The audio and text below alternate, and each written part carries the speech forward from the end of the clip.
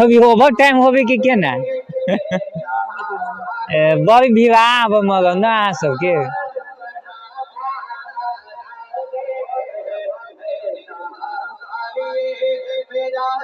दिने से छी अहाँ से ना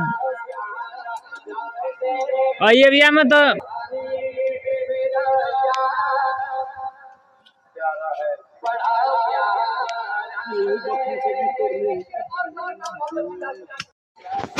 नमस्ते सर सब अभी गेल वाले फील्ड में है ना तो 5 बजे आदमी वो दाजू सब है ना गोल्ड लिंक वाला सब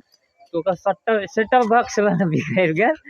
तो देखियो अभी है ना 6-7 बाइज वाला रात के अभी तक बनाते तो कनी सबसे पूछ लिया कि ओवर टाइम मिलते तो कहे ना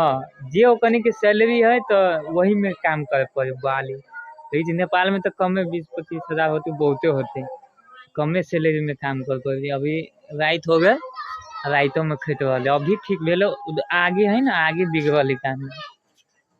कते मेहनत लाग रहा है हर एक चीज में रिस्क है